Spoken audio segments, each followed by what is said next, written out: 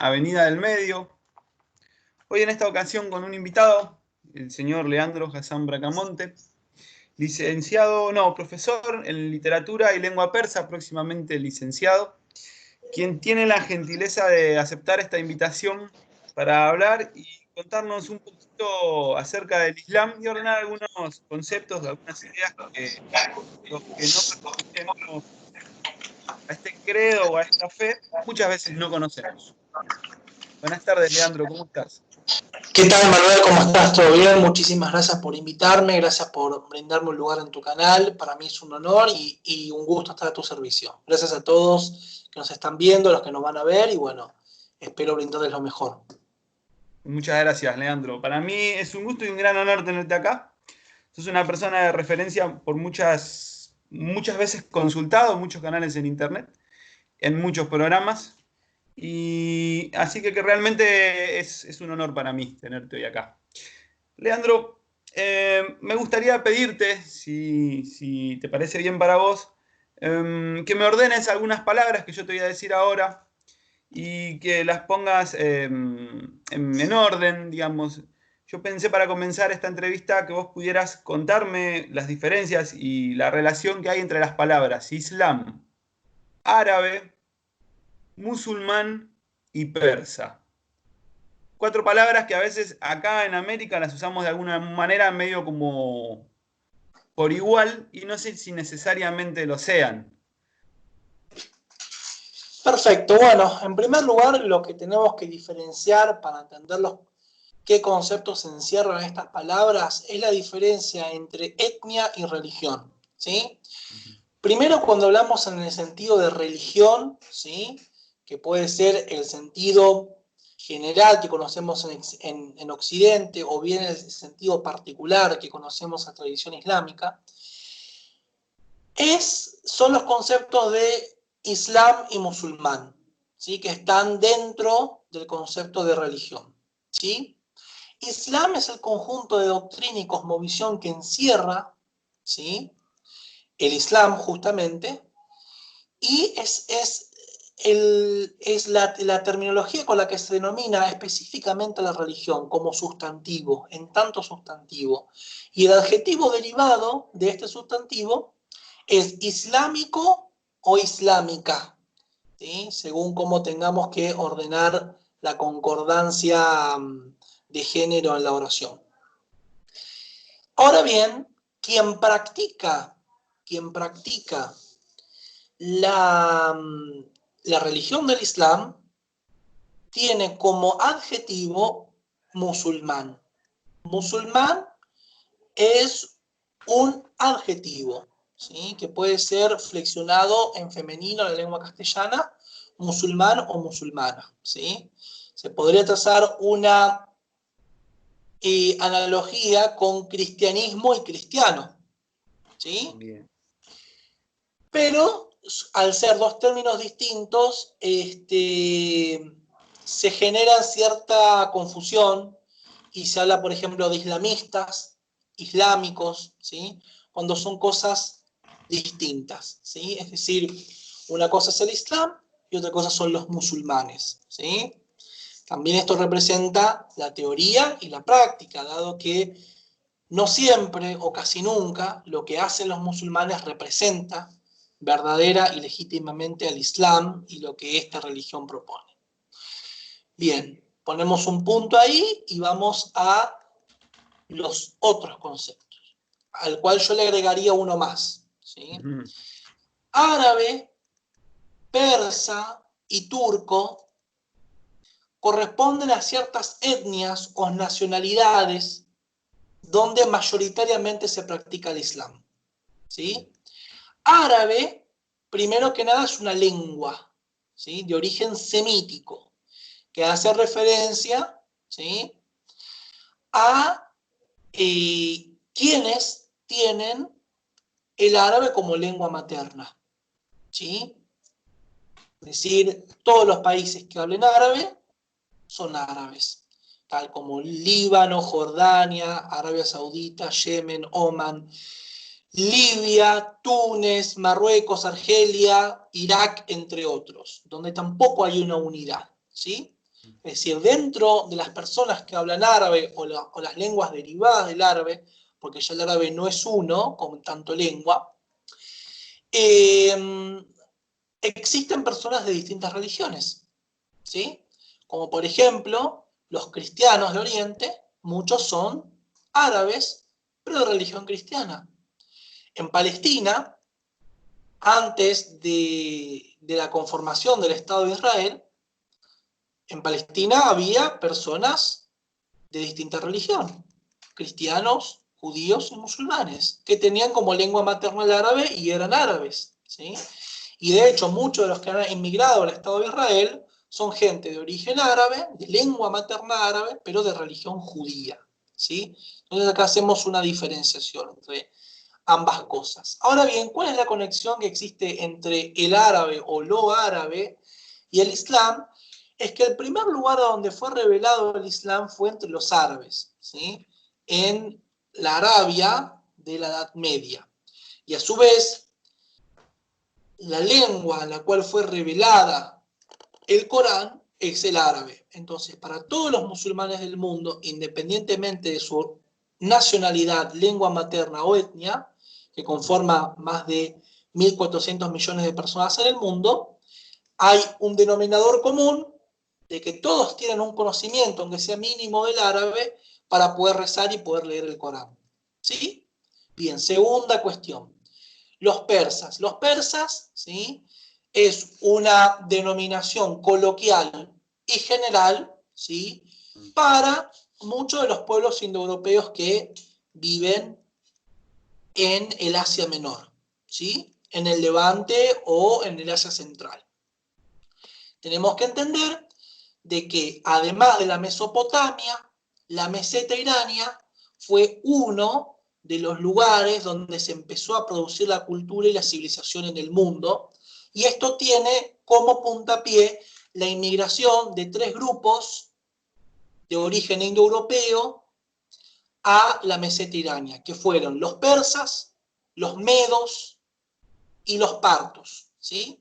Que tienen como origen común, ¿sí?, la raíz y el origen ario, entendiendo ario no como lo que se entendió en la modernidad de la segunda, digamos, en el contexto de la Segunda Guerra Mundial en el siglo XX, sino con su etimología real y tradicional en el Medio Oriente. Es decir, lo que se entiende en Occidente como ario no es lo mismo que se entiende en Oriente como tal, ¿sí? Que por ahí eso nos llevaría mucho tiempo explicarlo, pero que se entienda que no es lo que entendemos comúnmente en esta parte del mundo.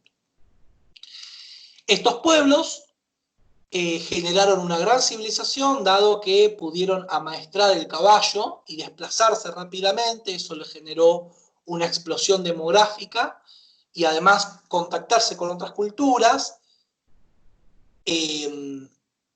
digamos, expandir su comercio, sus líneas comerciales, y ahí nació un gran imperio, que fue el imperio de Ciro, llamado el imperio persa, ¿sí? Donde él se reivindicó como tal, y toda la civilización, ¿sí?, que viene de estos sucesivos imperios, ¿sí?, después del imperio persa aqueménida, del de Ciro, viene el imperio parto de los arsácidas, después el imperio persa de los sasánidas, y esto generó una base civilizatoria realmente de las más importantes de la historia de la humanidad, que a su vez después, por distintas cuestiones del orden histórico, ellos pasan a ser musulmanes, ¿sí? Si los árabes se expanden, ¿sí?, y después los persas toman el control de lo que sería la civilización islámica, y desde ahí, es decir, combinando la religión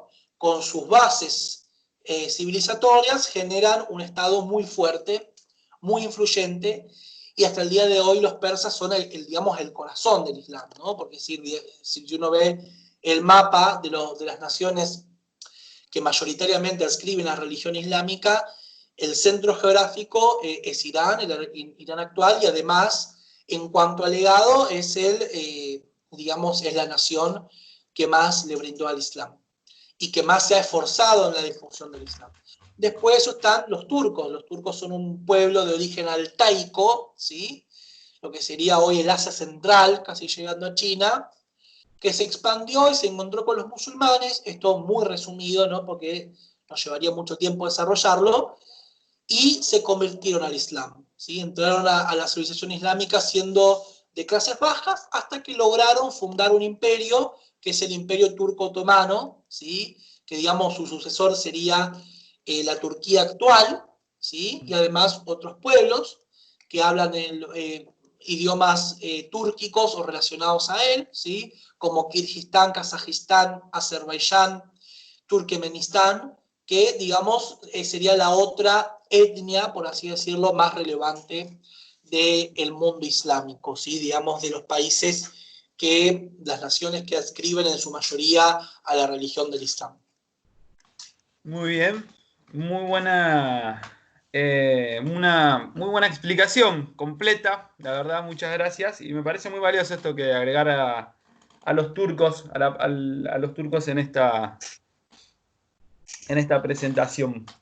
Eh, También quería preguntarte cómo es esta relación que hay entre los profetas del Antiguo Testamento, nuestro Señor Jesucristo para los cristianos, y el profeta Mahoma. Bien. En primer lugar, cabe destacar que cuando hablamos de Islam existe un concepto general de Islam y un concepto particular de Islam, ¿sí?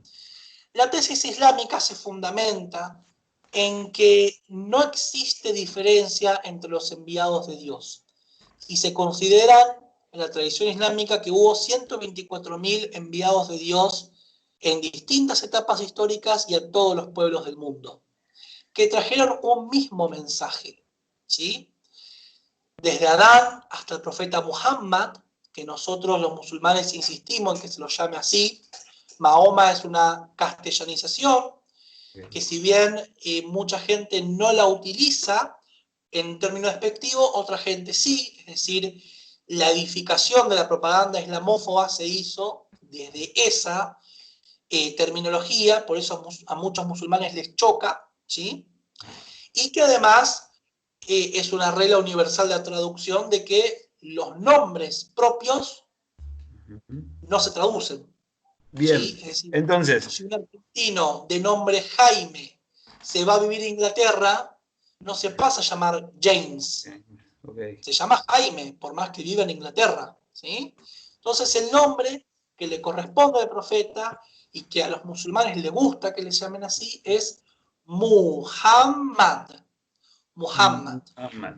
Ok, ¿Sí? bueno, entonces, por favor, sean enviadas a través de vos hacia toda la comunidad las disculpas pertinentes No, eh, no, por la no, mala no, no, pronunciación. no, por favor, no se puede disculpar cuando no hubo del otro lado una intención en faltar respeto por nada. Y aparte yo creo que no hay que ser estricto ni ponerse molesto en estas cosas, pero es mejor explicarlo, ¿no?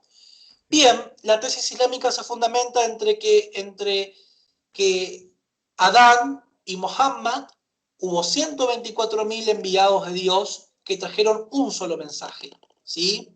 Y en eso está incluido, y esto se recuerda en el Corán, a Noé, a Moisés, a Abraham y a el Señor Jesucristo y a su madre María, santificados sean ellos, como predecesores del profeta Muhammad.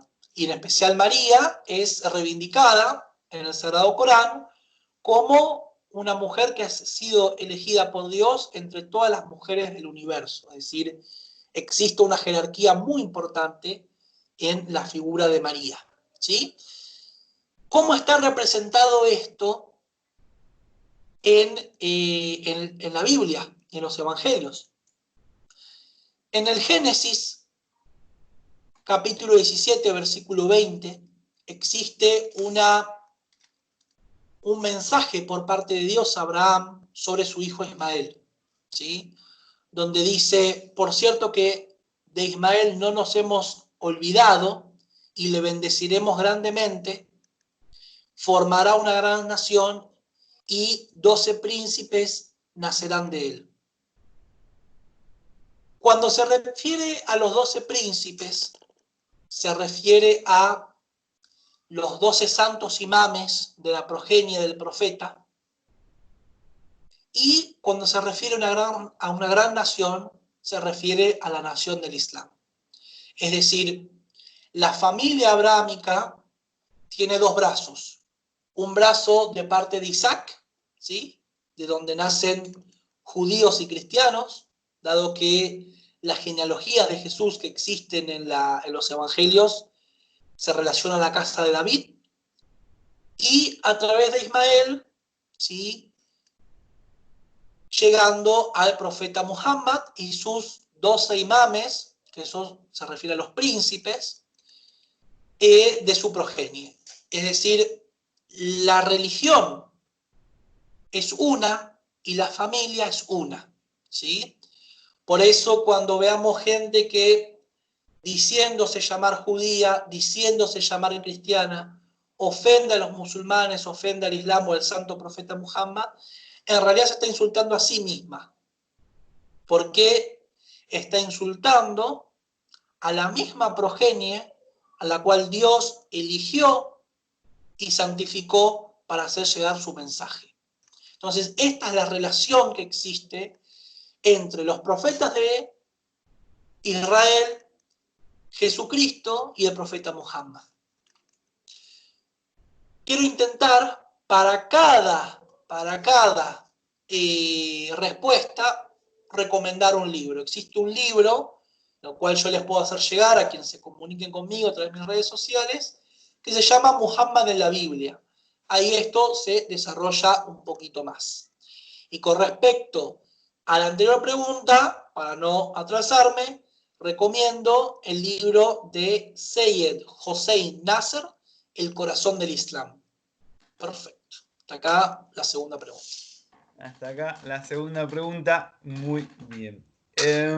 También quería detenerme en pedirte que cuentes un poquito cuáles son los dogmas centrales de la fe islámica, como también las prácticas más importantes que se desprenden del Islam. Y también personalmente a mí me interesan siempre mucho los distintos métodos de oración en todos los cuerpos de fe, así que también quería pedirte que me contaras para la audiencia un poco acerca de los distintos métodos de oración que utilicen, que practiquen. Bien, con respecto a las creencias del Islam, el musulmán debe creer y afirmar con convicción y conocimiento el monoteísmo y la unicidad divina, que Dios es uno y sin asociados, de que de Dios provenimos y a Él retornaremos, y que Él se comunicó con nosotros a través de la profecía, es decir, los enviados de Dios, de los profetas, que se nos comunicó su revelación, que es la guía perfecta para todos los seres humanos, y que estos profetas tienen sus sucesores, cuyo último profeta tiene como sucesor al imam Ali y a los 12 imames de la progenie del profeta, que son los únicos capacitados para interpretar y difundir exactamente la verdad divina, que son los 12 imames, desde el imam Ali hasta el 12º imam, el imam Mahdi, la creencia en la resurrección, ¿sí?, como he dicho anteriormente, que de Dios somos y a Él retornaremos, ¿sí?, que se nos va a pedir cuentas por todo lo que se nos dio y cómo obramos. A su vez, el musulmán debe ordenar el bien y prohibir el mal, es decir, no existe para el musulmán la prédica del no te metas, ni la prédica del individualismo. El musulmán debe estar comprometido en el desarrollo de su sociedad, en vedar el mal y la corrupción en su sociedad, sea la sociedad que lo alberga una sociedad de mayoría islámica o no, como en nuestro caso en Argentina. El musulmán debe practicar la limosna, debe ayudar al oprimido económicamente, que se le llaman zakat, ¿sí?, que es una especie de diezmo, ¿sí?, que se puede dar en materia o también se puede dar en, digamos, monetariamente. Bien. También existe el Homs, ¿sí? Que es el quinto, que es la quinta parte del superávit anual, que es un impuesto que es decir, no es reimputable, es decir, suponte que uno acumula 10 pesos durante un año, es la quinta parte de eso, y de eso que quedó, si queda durante el próximo año, no se vuelve a pagar Homs, y esto lo explico para que quede claro de que no son impuestos religiosos que oprimen a la gente, sino que existen para la beneficencia. También existe la lucha en el camino de Dios, llamada yihad, que es un concepto que ha sido desfigurado por los grupos terroristas pseudo-islámicos. La lucha en el camino de Dios es la que nos propone el santo imam Hussein, que es el tercero de los imames, que es la lucha en contra del opresor y en favor del oprimido.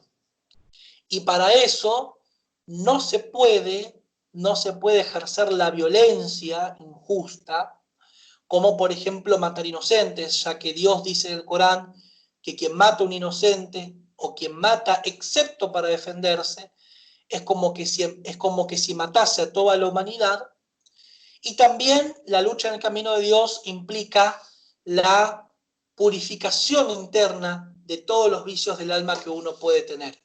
Dios dice en el Sagrado Corán que no ama a los engreídos, que no ama a los orgullosos, que no ama a los agresores. Entonces, purificarnos de todo eso es luchar en el camino de Dios en el alma de uno mismo. También existe la oración, que es el pilar básico de la práctica islámica, ¿sí? Dado que la práctica islámica, el Islam proviene de Ismael, ¿sí? Ismael, traducido en árabe, significa Sama'ullah, es decir, Dios escuchó. Por lo tanto, la práctica, es decir, la oración como práctica religiosa mediante la palabra, es el pilar básico del Islam, que nos muestra que es, digamos, la más eficiente forma de que el ser humano se comunique con la trascendencia y con la realidad, el Haq, ¿sí? Que es Dios. La Y esto se palabra lleva a cabo, hablada, la palabra audible. exactamente, ¿sí? Esto se lleva a cabo mediante un rito, es decir, existen, digamos, como base para la práctica de la oración, las oraciones diarias del musulmán, que son 5 distintos momentos del día, ¿sí? A la mañana, al mediodía, a la tarde, el ocaso y a la noche, que el ser humano debe enfrentarse a la Meca, independientemente de donde esté en el mundo, es decir, los musulmanes mediante una brújula buscan nuestra ciudad de Meca, que ahí está la Kaaba, el lugar de adoración de Dios, donde peregrinan los musulmanes, y allí confiesan la unicidad divina y empiezan a rezar, repitiendo y recitando las suras, los capítulos del Sagrado Corán. A su vez está la posición de genuflexión, ¿sí? Donde también se alaba a Dios, y la de prosternación, donde también Dios es alabado. Es decir, el musulmán adora a Dios parado, en posición de genuflexión y prosternado. Que estas mismas formas de adoración a Dios las van a encontrar en el Antiguo Testamento, es decir, la Torá, y también en los Evangelios, ¿sí? Por último, también existe la asociación con los amigos de Dios y la disasociación, es decir, el enfrentamiento, la distancia de los enemigos de Dios, es decir, aquellos que llaman al mal, llaman a la opresión, llaman a descreer de Dios, que es un Dios evidente e innegable. Uno tiene que apartarse, desasociarse y a su vez amistarse con los enviados de Dios, con los santos y también con los creyentes, que incluye también los creyentes de otras religiones. Es decir, el musulmán debe estar en amistad con los creyentes de otras religiones. Para profundizar en esto, les recomiendo el libro traducido por el Sheikh Abdul Karim Paz, Enseñanza de la Doctrina, escrito por el ayatolá Mesbah Yazdi, que lo pueden encontrar en una página que es www.biab.org. Ahí encontrarán este libro que se los recomiendo. Bien. Algo que la verdad me estoy saliendo un poquito del cuestionario, pero acabas de hacer muchas menciones a seguir la justicia y apartarse o combatir la injusticia.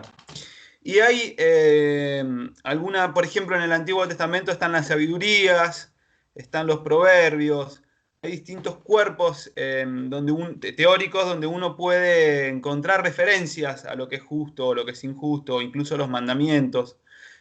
¿Ocurre igual en el Islam? Así es, por supuesto, existen mandamientos. De hecho, en el Sagrado Corán se recuerda la historia de Moisés y habla del pacto, ¿sí? Estos pactos por la negativa: no matarás, no fornicarás, no robarás, no mentirás. Todo eso está incluido dentro del Islam, por supuesto. Bien. Okay. Gracias. Es una distinción que tradicionalmente se hace desde, bueno, llegó durante mucho tiempo, que es la diferencia entre sunitas y chiitas. Y me gustaría pedirte si tenés la amabilidad de explicar un poco en qué consiste esta diferencia, digamos, si es que se trata de algo de términos étnicos o es algo una diferencia en el modo de interpretar la fe o en dónde yace la diferencia y qué se trata cada uno de estos grupos o palabras al menos, digamos, que es lo que designan. Sí.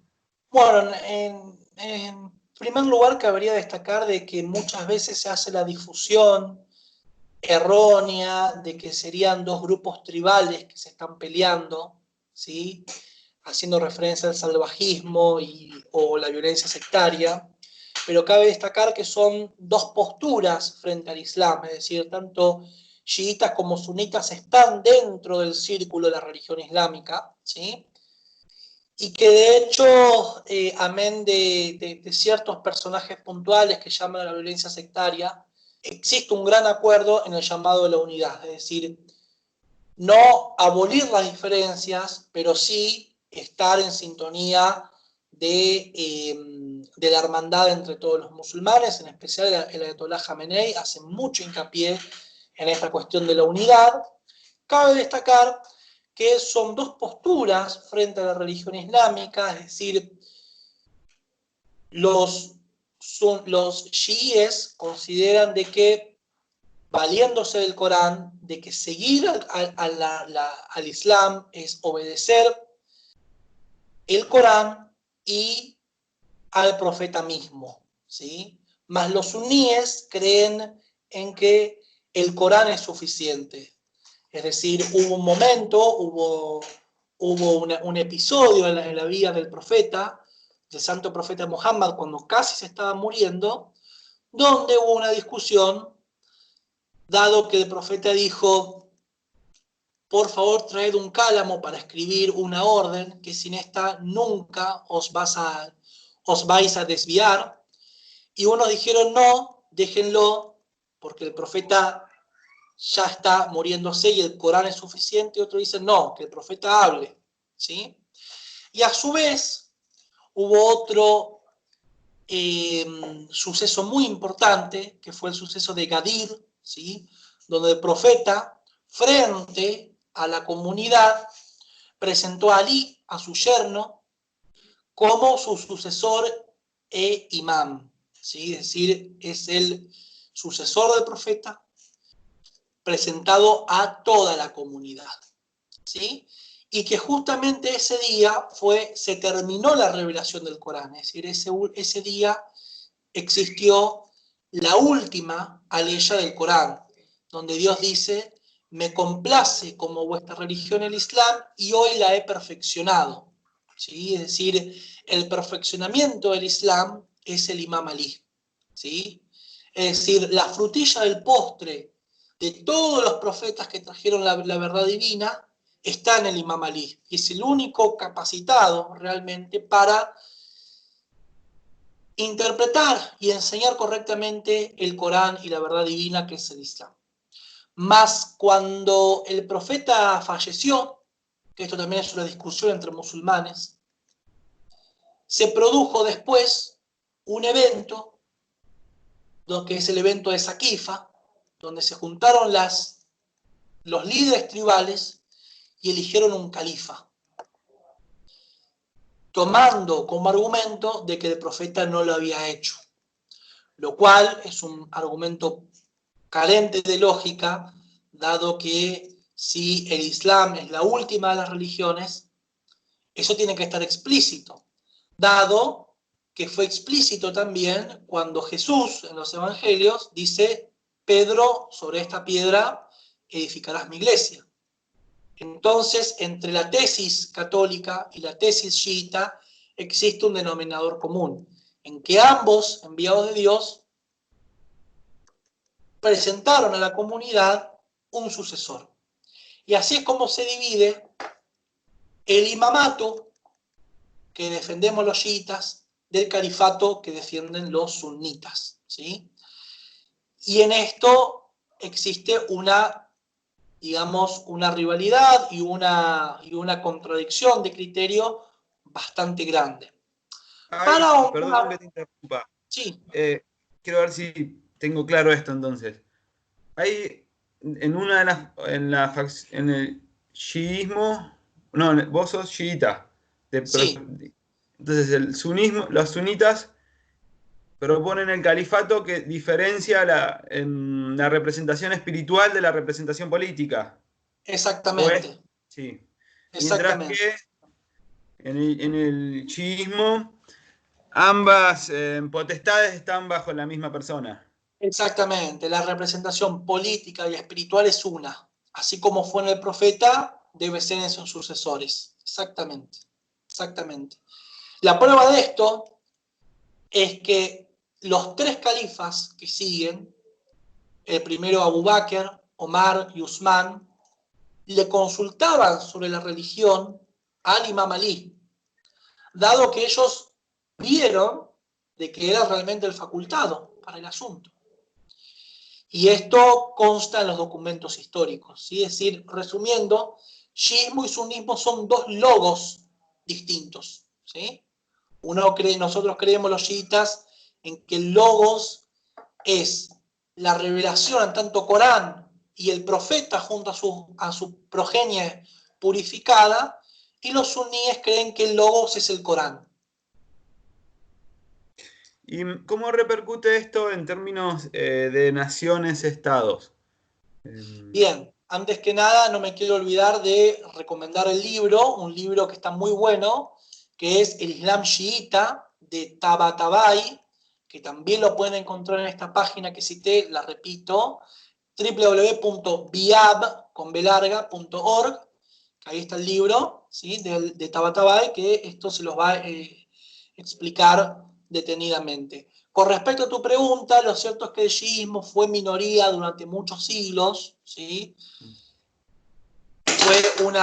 Fue una corriente que se intentó aplastar durante el califato, que fue perseguida durante muchos siglos, pero hubo un suceso muy importante que fue la ascensión de la casa de los safávidas al poder en Irán, que ellos estaban congregados en una orden chií y lograron imponer y difundir el Islam dentro de Irán, ¿sí? que eclipsó al sunismo tradicional de los otomanos, y ahí se genera un enfrentamiento geopolítico entre dos esferas del Islam, ¿sí? entre los otomanos suníes y los safávidas chiíes. Que esto es una reducción, porque las historias de ambas escuelas es mucho más largo. Hay un canal que se llama Fátima TV, donde el Sheikh Faisal Morgel, uno de los sheijes del Islam muy renombrados de Argentina, tiene un curso sobre las corrientes teológicas del Islam, que ahí lo van a encontrar detalladamente en un curso que realmente es muy, muy valioso. La cuestión es que hoy el Islam chií es mayoría en Irán, en Irak, en Azerbaiyán y Bahrein, con minorías muy representativas en Pakistán, en Afganistán, en Líbano, en Siria, ¿sí? También en el Golfo. Y bueno, la geopolítica tiene mucho que ver con esto, ¿no? Es decir, sucedió algo en los siglos pasados, ¿sí? Que es la infiltración de Inglaterra en el Islam, donde para combatir la hegemonía de los otomanos se generó otro tipo de sunismo, que es el sunismo que está en boga hoy, que es un sunismo ya desligado de la tradición, ¿sí?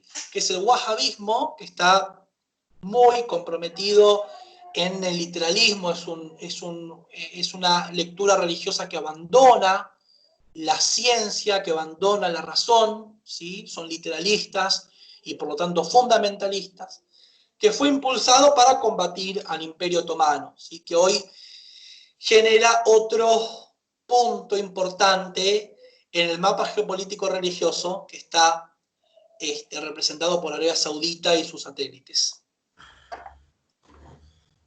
Ok, eso explica muchas cosas, creo. Supongo que de estas facciones wahabitas donde se desprenden los grupos armados más modernos, por ejemplo, el Estado Islámico, o estoy errando en esta suposición. Sí, hay que distinguir una cuestión, es decir, el chiismo es una escuela islámica que hace mucho hincapié en la razón y el entendimiento, mientras ciertas corrientes suníes, sobre todo esta, hace mucha hincapié en la repetición, ¿sí?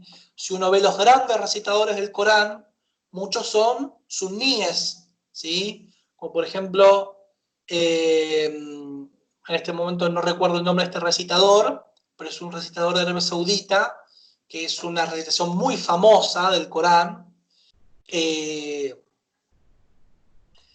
Está dado todo por Arabia Saudita y esto es típico, ¿no? Digamos, en el sunismo, la recitación, la repetición y la memorización del Corán se hace mucho hincapié, más tenemos que los libros más importantes de exégesis del Corán, de interpretación del Corán, ¿sí? Son del shiismo, es decir, la exégesis Nemuné de Makarem Shirazi, que es un ayatolá que está vivo, que tiene más de 20 tomos, y otra interpretación que es muy famosa, que es de Tabatabai, que también tiene 20 tomos, que se llama Mizan, ¿sí? Es decir, Mizan y Nemuné son las dos más grandes obras de la historia del Islam respecto a la interpretación y la enseñanza y el aprendizaje del Corán. Por eso no es casualidad que los grupos terroristas encuentren un fundamento y una base social entre sunitas que entre chiitas, ¿sí? Es decir, si uno ve, uno puede descargarse en inglés las revistas del ISIS, Ad-Dabiq, Dabiq se llama, con Q al final, donde, digamos, toda la interpretación que ellos tienen del Corán es absolutamente literaria, ¿sí? Incluso Claro. dicen que todo aquel que crea que el Islam tiene, que el Corán tiene algún significado metafísico, metafórico o alegórico es un incrédulo. Cuando el mismo Corán nos dice que el Corán ha sido revelado en el idioma tal como se conocía en ese momento. Y en ese momento existían las alegorías, las metáforas, ¿sí? Entonces es obvio que el Corán tiene un contenido metafísico. ¿Me Claro. explico? Sí, sí, creo que queda clarísimo y de hecho es una situación que resulta muy despejada con muchos sectores de la cristiandad em, que, bueno, que sí, que hacen un uso literal, excesivamente literal, de la interpretación de las escrituras. Y que luego también se repite en torpezas por ser benevolente a la hora de hacer uso de las facultades que cada uno Así tiene. es. Por ejemplo, el wahabismo dice que cuando Dios dice en el Corán de que su mano está sobre todas las cosas, ellos dicen que Dios tiene una mano, que por ahí es una mano distinta a la que conocemos humanamente, pero que es una mano. Sí, física ¿Sí? y tangible. Claro, es decir, ya hay digamos, ya hay un sesgo, o sea, es tan herética esa lectura que ya directamente se está cayendo en un antropomorfismo, cuando justamente lo que el Islam y el monoteísmo y Claro. digamos, si hay algo que judíos, cristianos y musulmanes tenemos en común, es el rechazo al antropomorfismo. Eso es una realidad. Y bueno, en esos errores se caen. Sí, sí, sí, sí. Eh, Tengo algunas preguntas que se me están ocurriendo. Me voy a tomar el atrevimiento de hacerlas. Yo creo que vos conocés bastante bien la cristiandad y la cristiandad católica también. Y dentro del catolicismo, por ejemplo, existen grupos como los grupos que hacen muchas alabanzas. Ahora se me va la palabra. Eh, bueno, voy a dejar esta pregunta para cuando me venga la palabra y que se me ha ido de la mente, se ha escondido. Y para preguntarte en función a distintas prácticas o modos de vivir la espiritualidad, pero sin salirse de alguna manera de los cánones de la buena razón, digamos. Pero me voy a ceñir a la entrevista y después iré por esos caminos menos trazados. Eh, Algo que también quería preguntarte, que es del sentido común y que sin embargo no entendemos muy bien y tampoco comprendemos muy bien acá en América muchas veces cuál es la relación que tenga o que pueda tener con el Islam, palabras o movimientos como el derviche y el sufismo. Entonces Bien. yo quería pedirte si era posible que me ubicaras la relación que hay entre estos tres Bien, conceptos, digamos. sufismo e irfán, ¿sí? Son temas de una amplia discusión y una amplia investigación que existe en el mundo islámico. Irfán como tal significa gnosis, ¿sí? Y sufismo, ¿sí? Se le asocian a tres orígenes. Sufismo puede tener que ver con Sofía, ¿sí? Sofía como Sofía, griego. conocimiento, claro. Suf, que significa lana, o bien la palabra árabe safá, que significa pureza, ¿sí? Es decir, los sufíes fueron un movimiento, ¿sí? Vamos a dividir sufismo tradicional de sufismo moderno, un movimiento que dentro del Islam y dentro del contexto, por así decirlo, ortodoxo y normativista de los suníes, buscaron el conocimiento espiritual y la purificación del alma. ¿Sí? Para eso se fueron contactando con la familia del profeta, con estos santos imames que hemos hablado, y de ahí se han generado distintos movimientos, ¿sí?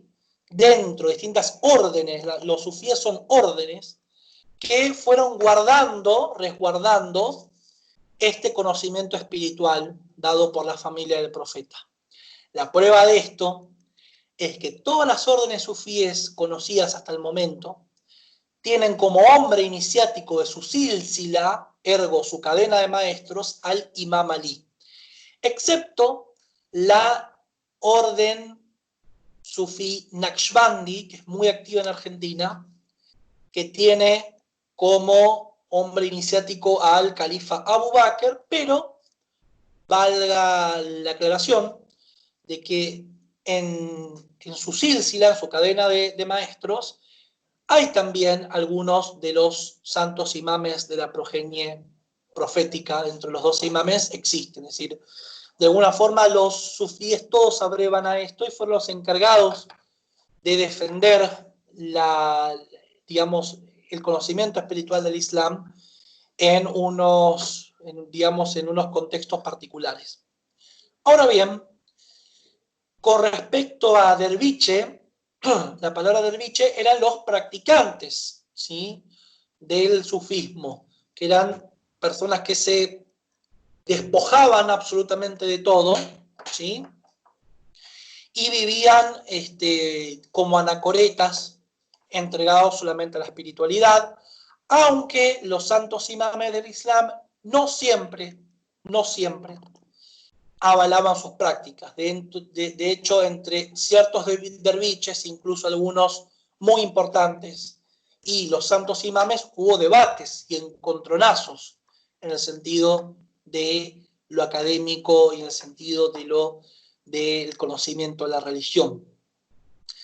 Dentro de los derviches está la orden de los derviches giratorios, ¿sí?, basados en un gran místico, en un gran sufi, llamado Jalaluddin, ¿sí?, mejor conocido en Occidente como Rumi, ¿sí?, una persona de origen persa que escribió cuentos espirituales muy famosos y muy importantes y muy beneficiosos para todo el mundo, sea musulmán o no, que en su práctica espiritual entendió que todo gira mediante un centro, que ese centro es Dios. Entonces él se puso a girar, ¿sí?, y de ahí hubo una práctica espiritual que hoy devenida en una práctica cultural, que son los derviches giratorios, ¿sí? Por eso hacemos la diferencia entre sufismo tradicional y sufismo moderno, porque llegada a la modernidad, mucho de lo que es el sufismo se fue dibujando, ¿sí?, se fue también generando un producto de exportación, y el conocimiento espiritual hoy claramente está en otro lado, ¿sí?, aunque incluso existen hoy algunas órdenes sufíes muy respetables. Bien. Yo sé que la religión islámica tiene una serie de hitos, tal vez por ser la última de las tres grandes religiones monoteístas, un recorrido histórico que más o menos siempre se traza. Yo iba a preguntarte, o sí, por los hitos más importantes de la historia del profeta, o de la historia del Islam. Perfecto. Bueno, si hablamos del Islam general, desde la creación de Adán, y cada hito, cada vivencia que los distintos profetas atravesaron, eso es un hito de la religión islámica también, ¿sí? Entendiendo que quienes me escucharán están imbuidos de una cultura judeocristiana, no hará falta explicar cada uno, ¿no? Es decir, Sí, sí. Moisés frente al faraón, Abraham, etcétera, pues son cosas que conocen, ¿no? Pero bueno, entendiendo el Islam particular, el nacimiento del profeta como la mejor y la más excelsa de las creaciones de Dios ya es un hito muy importante. Después se da cuando el ángel le anuncia su profecía y su misión, conocido como la festividad del Mabás. Hasta el día de hoy los musulmanes lo festejan cuando se le anuncia al profeta el inicio de su misión, ¿sí? Cuando se empieza a revelar el Corán, el primer llamamiento del profeta al Islam, que comenzó con sus familiares, ¿sí?, y luego con la sociedad, que fue en ese momento donde el Islam avanzaba, pero se enfrentaba a la oligarquía de ese momento, ¿sí?, de los árabes politeístas, y empezó a sufrir un gran embate, y tuvo que emigrar a otra ciudad que es contigua a la Meca, que se llama Medina, ¿sí?, que este acto, esta fecha, digamos la emigración, ¿sí?, es considerada el inicio del calendario musulmán, por lo tanto ahí empieza a generarse, digamos, es el momento clave, digamos, de la difusión del Islam, ahí donde se empieza a ver por primera vez un gobierno musulmán que fue incluso aceptado por las otras religiones que vivían en Medina, ¿sí? Y claramente el fallecimiento del profeta es uno de los momentos más importantes, la conclusión del Corán previo a eso también.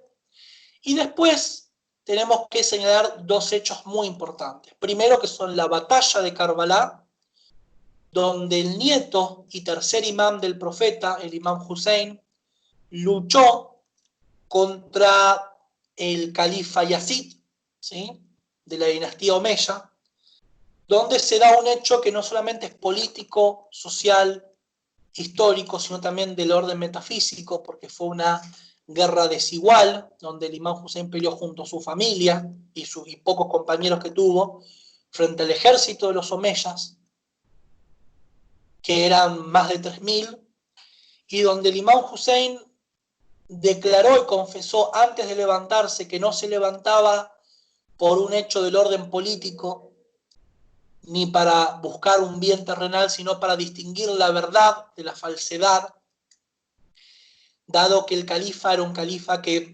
públicamente se había confesado como ateo, que cometía todo tipo de injusticias y perversidades. Entonces era momento de que el Islam puro y verdadero se manifieste contra el falso y digamos, el viciado. Y esto, una vez entendido esto, nos tiene que llevar a darle una vuelta completa a todo lo que entendemos como Islam, porque si uno ve, por ejemplo, la historia de España, dicen, bueno, el Islam llegó a España en tal fecha, y lo que llegó a España fue el expansionismo de los omeyas, no el Islam como modo de vida proveniente del Señor.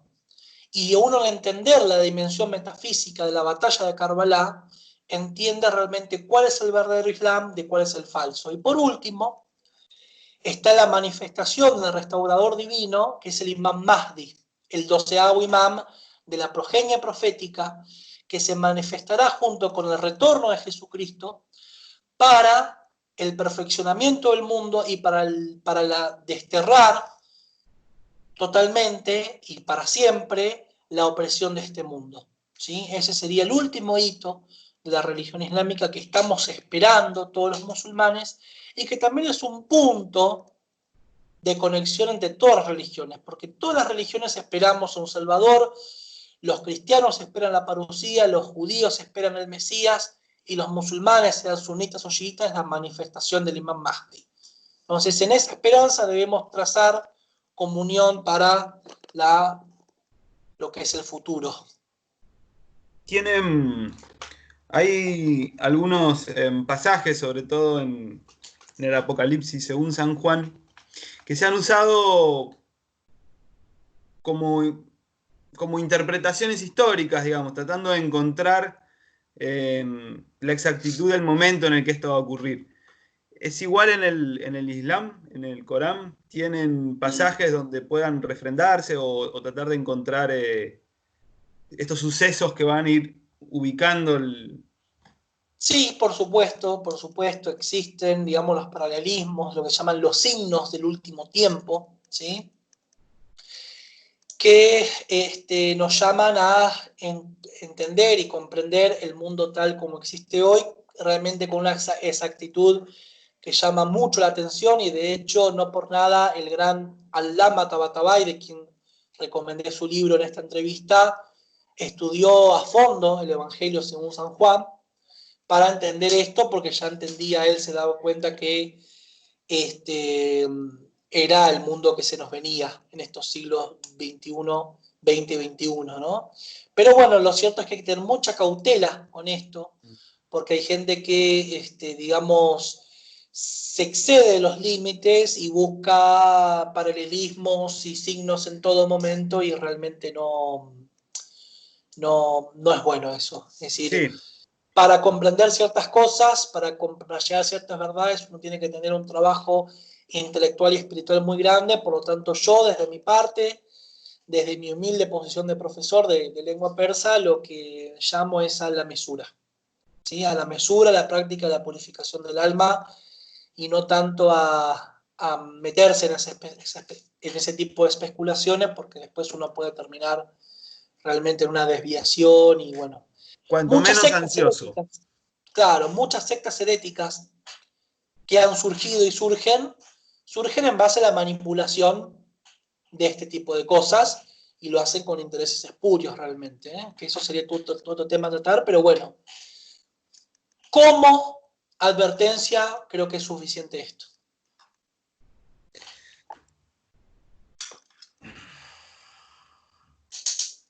Bueno, ya estamos entrando en las últimas dos preguntas de la entrevista. Y yo quisiera saber cómo interpretás esto vos, si sí o si no, si vos considerás que hay o no cierta tensión entre judíos e islamistas, musulmanes sería, en realidad la forma Exacto. correcta de decirlo. Y en tal caso, ¿de dónde sentís o crees vos que esto viene? Eh, o- pero en realidad lo que me interesa no es en términos étnicos ni políticos, sino eventualmente o sea, si hay sucesos que por motivos religiosos hayan llevado a esto o no. Eh, Bien, para responder la pregunta, vamos a ahondar en el porqué de la pregunta, que esto es muy importante. Esta pregunta está hecha dado que la difusión, ¿sí? Toda esa estructura de difusión islamofóbica, ¿sí? O sea, que eso lo llamamos como sustantivo la islamofobia, ¿sí?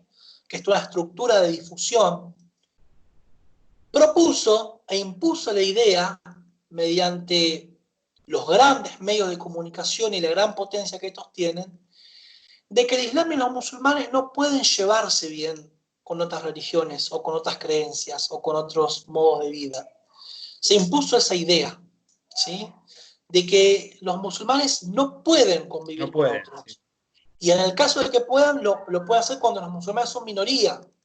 Y acá es donde ellos instalan, ¿sí?, la xenofobia. Es decir, a los musulmanes hay que dejarlos como minoría, porque cuando sean mayoría nos van a aplastar, ¿sí?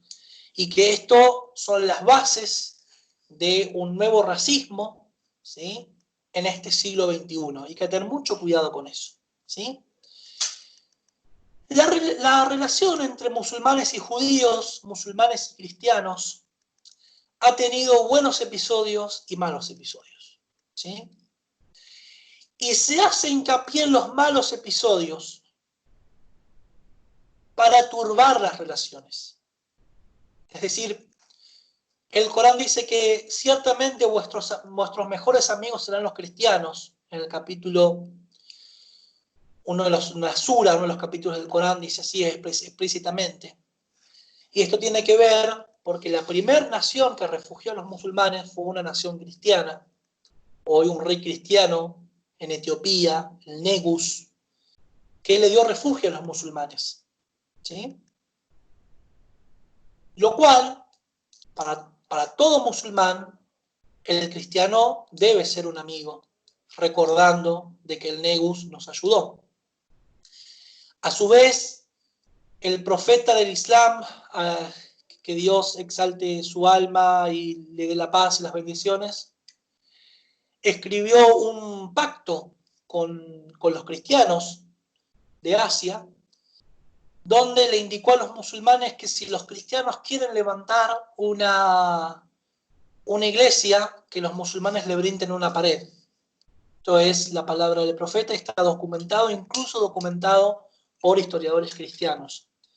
Mas lo único que queda como evidencia hoy por hoy, la única idea que se impuso como relación entre Islam y cristianismo es las cruzadas y el ISIS, ¿sí? Las cruzadas, es decir, los católicos asesinando brutalmente a miles y miles de musulmanes, y el ISIS, ¿sí?, que mostrando a los musulmanes como gente que decapita cristianos sin cesar. Entonces, no hay otra forma de comunicación que eso. Que muestra que ¿Sí? esa, siempre se ha mostrado eso, Claro, sí, se sí. impone esa idea, ¿sí? Pero si uno ve detrás de las bambalinas, ve que hoy, por ejemplo, el Papa Francisco, que Dios lo bendiga y lo guarde de todo lo que se enfrenta, hace mucho hincapié en el diálogo interreligioso islamo-cristiano. El Ayatollah Khamenei, el líder de la República Islámica de Irán, también, y no solamente entre el diálogo entre musulmanes, sunitas y chiitas, sino en las otras religiones también, para generar un mundo mejor, ¿sí? Las religiones están buscando ser balcanizadas, ¿sí? Y generar conflictos entre ellas. Con el judaísmo pasa algo parecido. Entre judíos y musulmanes hubo en varias oportunidades buenas relaciones. De hecho, cuando fueron expulsados los judíos cruelmente de Europa y de España, encontraron refugio en países musulmanes, ¿sí? Mas lo único que se muestra hoy es el conflicto que existe entre Israel y sus vecinos musulmanes, ¿sí? Sí. Ahora ¿Qué? no quisiera para responder esta pregunta ponerme a debatir y analizar lo que fue la cuestión de la España de los Reyes Católicos, con sus pros y sus contras, ni a detallar la cuestión de Israel y Palestina, porque nos excedería el programa, pero como idea, lo que quiero responder a la pregunta es que entre las tres religiones existieron encuentros buenos y encuentros Sí, malos, claro. que hay puntos, hay denominadores comunes en los que hay que hacer hincapié y que hay cosas que nos distancian, en las que hay que tratar de no hacer tanta profundidad en eso, ¿sí? Porque lo que debemos intentar es armar un mejor mundo y no que las religiones sirvan como puntapié para conflictos y odio entre los seres humanos, ¿sí? La respuesta yo creo que tiene que ser esta, ¿sí? Excelente. Bueno, por último, te voy a hacer una pregunta que es un poquito más personal, si se quiere, pero que me parece seguramente de mucho valor lo que vayas a responder. Hace un tiempo, hablando en otra entrevista con una psicóloga, Marcela Sibila, también cristiana ella, de raigumbre evangélica, hablábamos y entonces ella, hablando sobre emociones, daba una definición del hombre como un ser bio, psico, social, espiritual. Tradicionalmente, creo que la Organización Mundial de la Salud define al hombre como en estas tres primeras variantes, como un ser biológico, psicológico y social. A lo cual nosotros agregamos una dimensión espiritual de la experiencia humana. Entonces, la pregunta es, ¿cómo experimentás vos y cómo se relaciona tu dimensión espiritual con tu relación psicológica, biológica y social, como ser entero e individual? ¿Se entiende? Puedo replantearla, si no Sí, que sí, creí lo que quedó entiendo claro. perfectamente. Si bien la pregunta efectuada eh, tiene una óptica personal, ¿sí? Voy a dar un pequeño ejemplo personal y después eso lo voy a desarrollar en el sentido objetivo. En primer lugar, justamente ayer, fueron 11 años que yo acepté la religión del Islam, que me convertí al Islam, y es inevitable comparar mi vida de ahora con mi vida en el año 2009. Cuando yo, antes de haber aceptado el Islam, perdón, tenía una vida que no tenía un rumbo. Es decir, no había expectativa de nada más que pasar el tiempo, ¿sí? Hoy día tengo una profesión, formé una familia, tengo un norte claro, tengo una ética que regula mi vida. Y tal vez esto pueda ser un poco, es decir, podría ser tomado a la liviandad. Es decir, decir, bueno, decir, también otra persona dice, bueno, tomo conciencia de que tengo que hacer mi vida y punto, y no necesita para eso una religión. De hecho, a mucha gente les pasa, ¿no? Que decir, que de repente está en la luna de Valencia, de repente se despierta y empieza a tomar su vida ¿sí? Como toro por las astas y logra un gran desarrollo. Pero, trasladado a la cuestión objetiva, debemos entender, estudiar y observar de que el ser humano, por definición, necesita normas de vida para llegar a un desarrollo y a una plenitud. ¿Sí? Suponte, ¿quién de nosotros hoy duda de que para no tener que ir a un dentista y no perder los dientes, se tiene que lavar, se tiene que cepillar todos los días, entre 3 o 5 veces? ¿Quién de nosotros duda que para obtener recursos materiales uno debe trabajar o tener alguna actividad del orden lucrativa? ¿Sí? Bien, entonces, el rol de la revelación, uno de los tantos roles, es ese: proponerle al ser humano un camino de vida. Cuando hablamos de Islam, dentro de la jerga y del entendimiento mutuo que tienen los musulmanes, no nos referimos como la religión del Islam, decimos el din del Islam.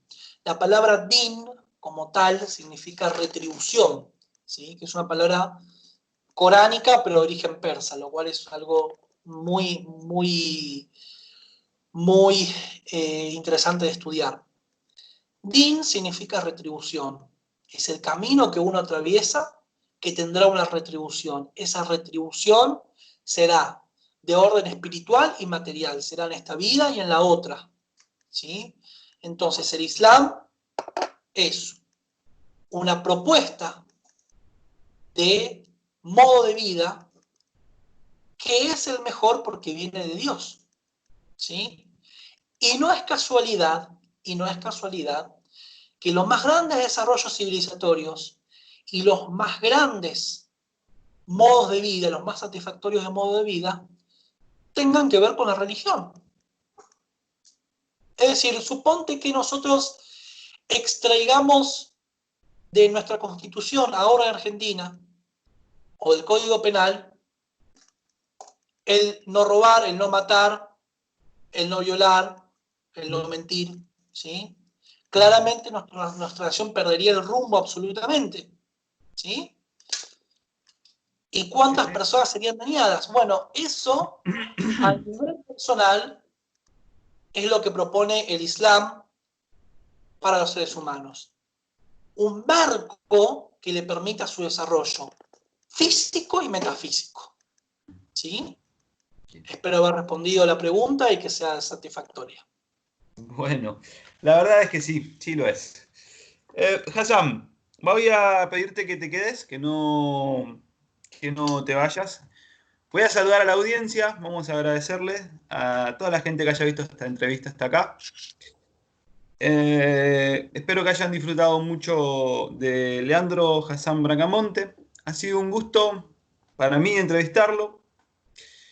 Y nos vemos en el próximo programa. Un fuerte abrazo para toda la gente que se vaya sumando a esta ancha avenida del medio.